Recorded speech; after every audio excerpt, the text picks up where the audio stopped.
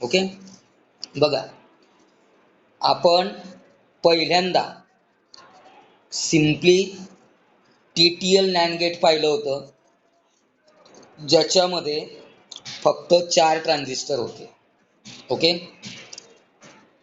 आणि जे transistor T3 आणि T4 होतं त्याला आपण टोटेम पोल म्हणत होतो. ओके, तर टोटेम पोल कशासाठी यूज करतात हे मागे आपण पाहिलेलं आहे. ठीक आहे, आता या ओपन कलेक्टर TTL NAND गेटमध्ये जो वरचा ट्रान्झिस्टर T3 होता तो तिथून रिमूव्ह करून टाकलेला आहे, आणि जो खालचा ट्रान्झिस्टर T4 होता त्याला नाव दिलंय T3. आता इथे जी IC होती TTL NAND गेटची, जी IC होती ती 7400 होती. ओके, पण ही जी ओपन कलेक्टर TTL NAND गेटची जी IC आहे तिचा नंबर आहे IC 7414. बघा लिहिलेलं आहे की the IC 7414 is known as open collector TTL NAND gate logic circuit. The following circuit shows the circuit diagram of open collector TTL NAND gate using NPN transistor. ठीक आहे, मग आता इथे डायग्राम जर आपण पाहिली तर मी तुम्हाला डायग्राम समजवली, पण या डायग्राम मध्ये जे मी तुम्हाला सांगतोय, जो ट्रान्झिस्टर T3 आपल्याला दिसतोय त्या T3च्या वरती हा जो एरिया आहे जो प्लस VE दिलेला आहे, तर ट्रान्झिस्टरच्या T3 पर्यंत तिथे आपल्याला काहीही दिसत नाहीये, पण तिथे हा एक पुलअप रेझिस्टर असतो. ठीक आहे, तीच डायग्राम इकडे काढून दाखवली आहे, खाली T3 पण दाखवलाय परत. ओके, आता याच्यामध्ये फक्त 3 ट्रान्झिस्टर यूज केलेले आहे. ठीक आहे, मग आता याचं वर्किंग कसं आहे बघा. वर्किंग मध्ये when upper transistor is removed from the totem pole circuit of TTL NAND gate, TTL logic circuit, जे टोटेम पोल मधलं वरचं ट्रान्झिस्टर जे आहे ते जर रिमूव्ह केलं, the open collector TTL NAND gate is form, तेव्हा आपल्याला open collector TTL NAND gate मिळतं. Okay, some TTL logic circuits uses open collector output instead of totem pole. म्हणजे जे आपण सुरुवातीला पाहिलं TTL NAND गेट, त्याच्या ऐवजी काही सर्किट्स मध्ये ओपन कलेक्टर TTL यूज केलं जातं. Okay, since the collector of T3 is open, T3 चा कलेक्टर ओपन आहे, तिथे फक्त आउटपुट आहे. A pull up resistor is always connected as shown above. आता तो पुलअप रेझिस्टर आपल्याला T3च्या वरती दिसत नाहीये, पण त्याची इमेज बाजूच्या डायग्राम मध्ये आपल्याला दिलेली आहे, ही बघा. ठीक आहे, हे लक्षात घ्या. ओके,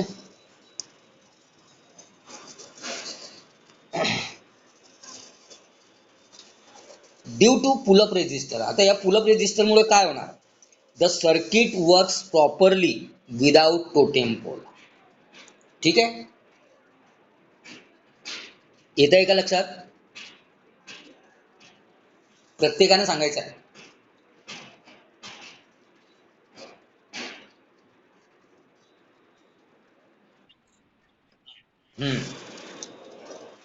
मी नॉर्मली पाहिलेलं आहे, फक्त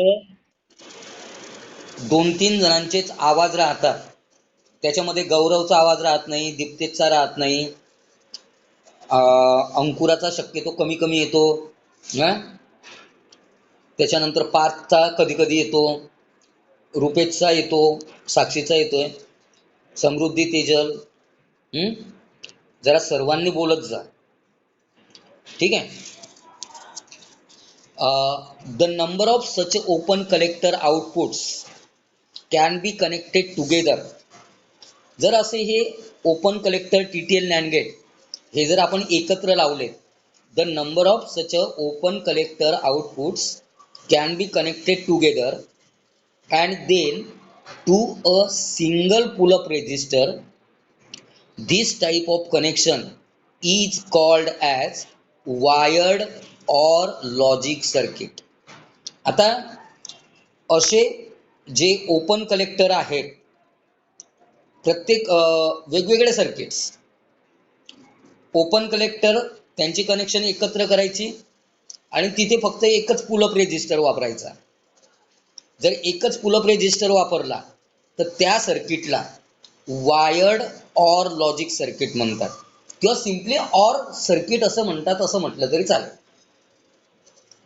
ओके, वायर्ड ऑर. ठीक आहे.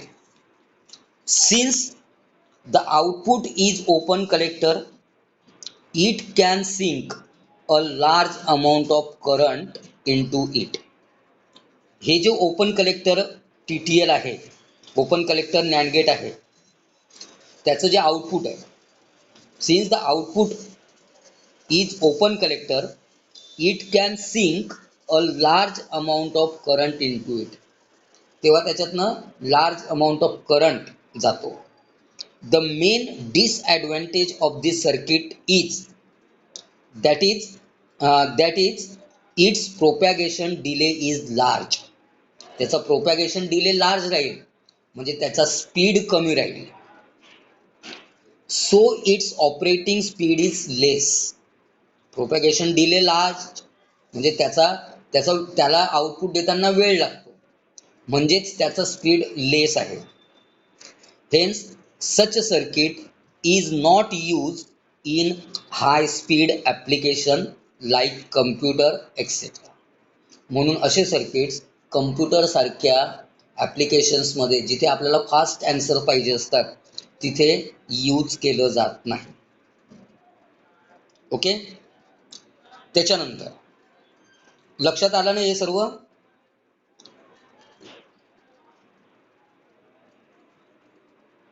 त्याच्यानंतर आता आपण दुसरे बघू. ओके ओके, त्याच्यानंतर आता असे पटापट उत्तर दिले ना, मलाही जरा चांगलं वाटतं.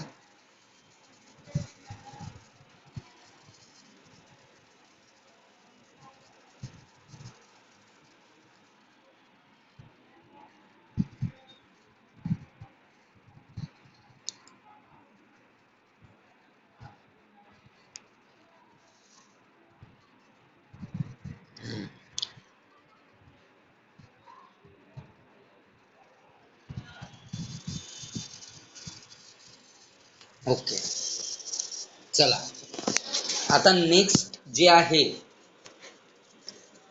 सॉरी मी मला कोणतं दिलं परत, तिथे लँड गेटच दिलं का? ते नको पाहिजे होतं आपल्याला. चुकून माझ्याने तुम्हाला ही डायग्राम पुन्हा रिसेंड केली गेली. तुम्हाला दुसरी डायग्राम पाहिजे होती. फक्त थोडं 2 मिनटं थांबा, मी तुम्हाला पाठवतो. चुकून झालेला आहे. Okay,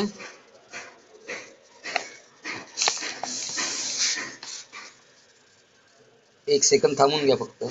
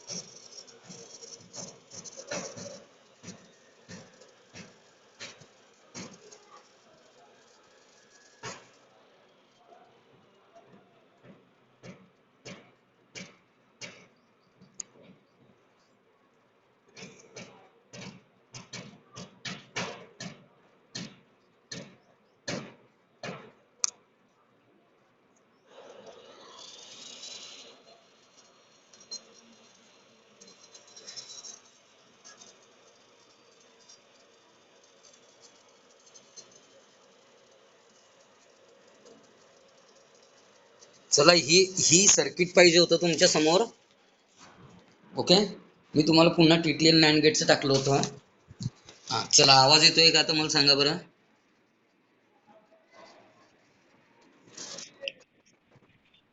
yes. Okay. Yes yes yes. चला, आपण टीटीएल नॅन्ड गेट पाहिलं, टीटीएल नॉर गेट पाहिलं, टीटीएल नॉट गेट पाहिलं, त्याच्यानंतर open collector TTL NAND gate पाहिलं. आता आपण पाहणार आहे ट्राय स्टेट लॉजिक. आता हे ट्राय स्टेट लॉजिक काय आहे ते आपण बघणार आहे. सर्किट डायग्राम तुमच्या समोर दिसते. या सर्किट डायग्राम मध्ये पुन्हा मल्टिपल एमिटर ट्रान्झिस्टर आपण लावलेला आहे. पण जे प्रिव्हियस मल्टिपल ट्रान्झिस्टर पाहिले होते आपण नॅन्ड गेटमध्ये किंवा T T L open collector T T L NAND गेटमध्ये, तर त्याच्यामध्ये आपण इनपुट ए आणि बी असे दोन इनपुट दिले होते.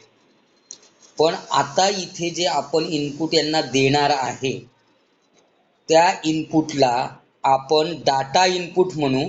मी तुम्हाला दाखवून देतो. त्या इनपुटला आपण डाटा इनपुट म्हणू एका इनपुटला, आणि एका इनपुटला आपण कंट्रोल इनपुट म्हणू. ओके, लक्ष द्या. ट्रान्झिस्टर T1 हा मल्टिपल एमिटर ट्रान्झिस्टर आहे. त्याच्या एका एमिटरला डाटा इनपुट दिलेला आहे आणि दुसऱ्या एमिटरला कंट्रोल दिलेला आहे. आता ते कसं वर्क होतं ते मी तुम्हाला इथे समजवणार आहे. त्याच्यानंतर ट्रान्झिस्टर T2 आपण लावलेलाच आहे नेहमीप्रमाणे.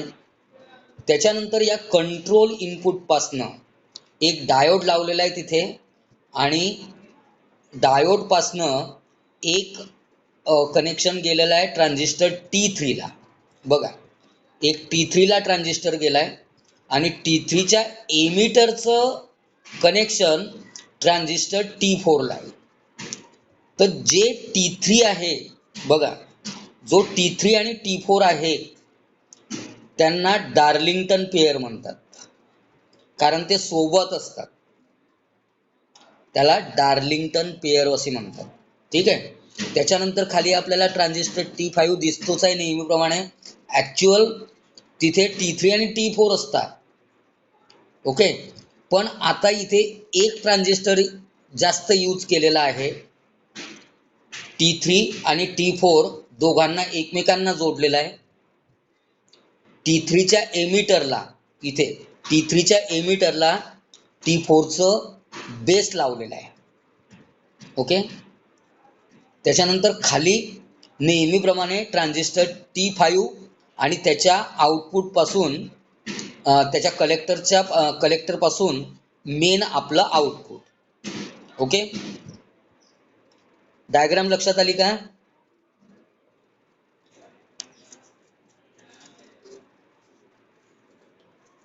डायग्राम व्यवस्थित लक्ष द्या.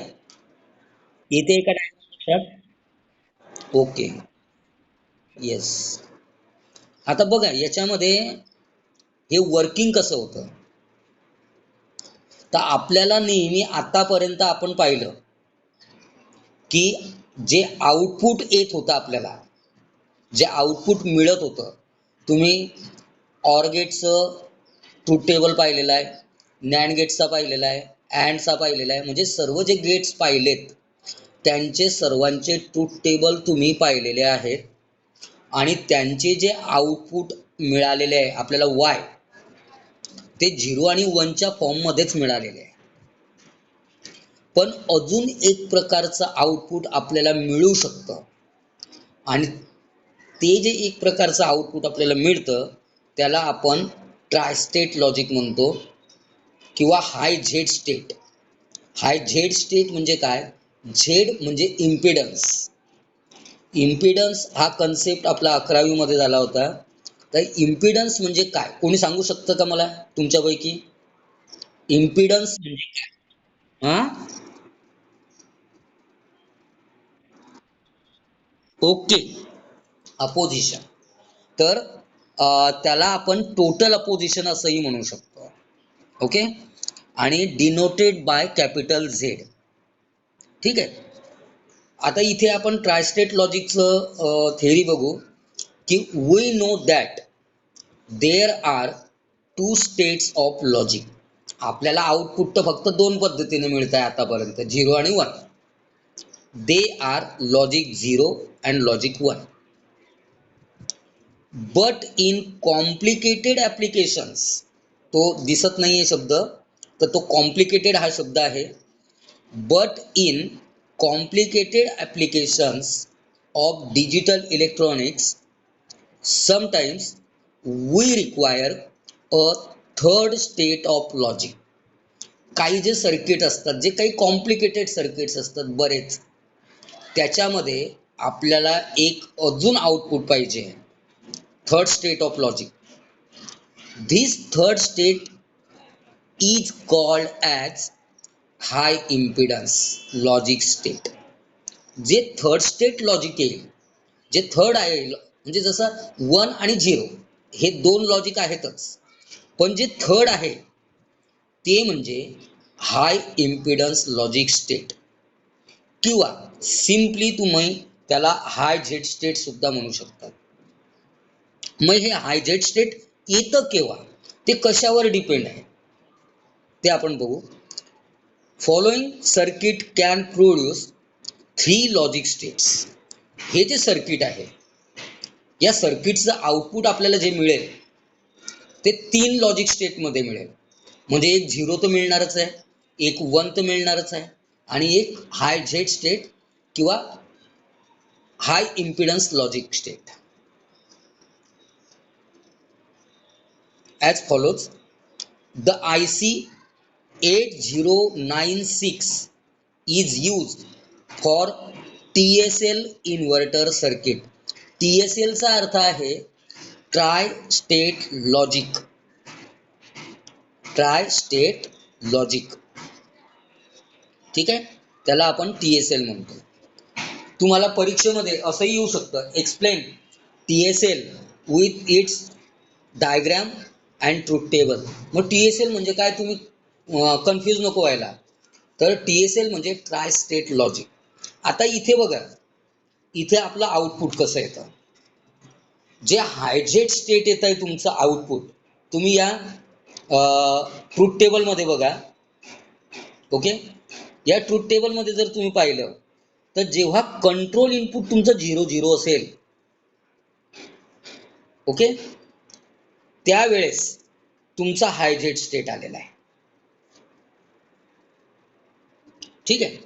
मग तुमचं डाटा इनपुट 0 असू दे का 1 असू दे, येत आहे का लक्षात. तुमचं डाटा इनपुट 0 असू द्या किंवा 1 असू द्या, पण तुमचं कंट्रोल इनपुट जर 0 आहे, म्हणजे त्या सर्किटला कंट्रोल करणारा 0 देतोय, म्हणजे तिथे इम्पिडन्स आहे, तिथे अपोजिशन आहे, म्हणून तिथे हायजेट स्टेट आलेलं आहे.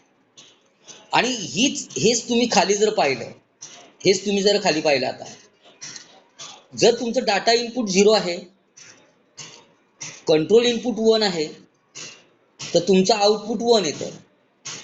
आणि तुमचं डाटा इनपुट पण 1, तुमचं कंट्रोल इनपुट पण 1, तेव्हा तुमचं आउटपुट 0 येतं. सर्वात खालचं येत आहे का लक्षात. हॅलो.